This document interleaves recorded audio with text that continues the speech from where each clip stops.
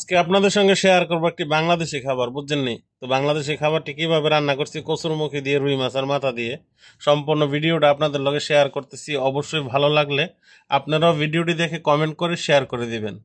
এবার রুই মাছের মাথাটা কুচি কুচি করে কাইটটা হলদি আর লবণ দিয়া ভালোভাবে মাইকে এবার তেলের মাঝে আদা মাদা একটু ভাজা নেবেন, বুঝছেন? কড়া করে বাজার কোনো দরকার নাই। আর এই খাবারটা খাইতে অনেক সুস্বাদু হবে এবং রান্নাটা খুবই সহজ। আর কালারটা তো দেখতেই পারছেন, সম্পূর্ণই লাইভে রান্নাটা হবে, কোনো কাটশিট নাই। ভিডিওটা দেখার পর ভালো লাগলে কমেন্ট করবেন কোথা থেকে দেখছেন আর শেয়ার করে দিবেন। তারপর এই গরম তেলে কচুরমুখীগুলা ছেদ করে ঢাইলা ভাজা নিলাম। দেখেন, কোনো প্রকার মশলা দেওয়ার প্রয়োজন নাই, অনেক সুন্দর একটা ফ্লেভার আসবে কচুরমুখীটা ভাজার পরে। তো কিছুক্ষণ সময় ধরে ধৈর্য সহকারে ভাজেন, তারপর দেখেন কচুরমুখীটার গ্রানটা কীরকম হয়। যাই হোক, আমি এইভাবে তেলে ভাজতেছি কচুরমুখীটারে।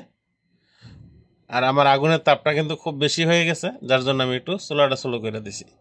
এবার একটু লাইরা সাইরা দেখেন কচুরমুখীর কালারটা কিন্তু চেঞ্জ হয়ে গেছে। এখানে কিন্তু পারলে লবণ হলুদ দিতে পারতাম, কিন্তু দেই নেই, একদম ন্যাচারালভাবেই ভাজছি। হওয়ার পর উঠাই নেবেন। এবার কচুরমুখীটা তুললে বাকি কাজটা সাইরা নেন।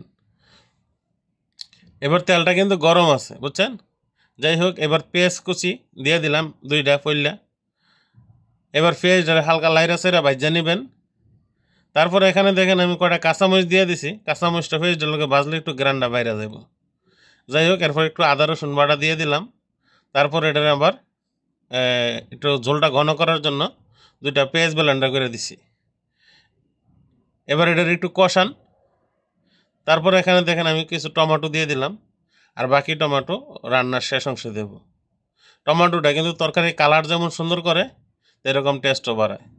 তারপর মরিচের গুঁড়া, হলুদের গুঁড়া আর পরিমাণ মতো লবণ দিয়া এইভাবে একটু কষাইয়া নেবেন। খেয়াল রাখবেন কড়াইটা যেন মশলাটা না লাগে। মশলা যদি জ্বলা যায় তাহলে রান্না করে স্বাদ পাবেন না। ভেজে রাখা কচুরমুখী এবার ঢাইলা লাইরা সাইরা কিছু সময় কষাইয়া তারপর একটু পানি দিয়ে দেন। সামান্য ফুটন্ত গরম পানি হইলে আরও ভালো হয়। যাই হোক, ঠান্ডা পানি দিয়ে আমি এবার কচুরমুখীটারে কষাই নিলাম। তারপর রুই মাছের মাথাটারে ডাইলা দিলাম। ডাইলা এবার সুন্দর করে জাল দেন, আর চতুর্দিকে একটু পানি দেন। এই তরকারি কিন্তু জল খাইলে অনেক মজা লাগবে, বুঝছেন? যাই হোক, দেখেন ধনিয়া পাতাটা উপরে দিয়া এবার একটু লাড়াচাড়া দিয়ে দেন। মাশাল্লাহ, তাবারাকাল্লাহ, কত সুন্দর দেখছেন নি কালার হয়েছে। তো ওই যে টমেটো একটু রাইখা দিছিলাম খেলাছেনি, এই টমেটোটা উপরে দিয়ে দেন।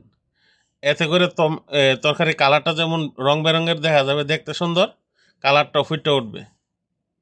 তো অবশ্যই সম্পূর্ণ ভিডিওটা যদি দেখে থাকেন তাহলে কমেন্টে জানাবেন। আর কচুরমুখীটা কিন্তু সিদ্ধ হয়ে গেছে, 2-1টা কচুরমুখী থাকে একটু সিদ্ধ কম হয়। ভালো লাগলে ভিডিওটা অবশ্যই শেয়ার করুন। ধন্যবাদ।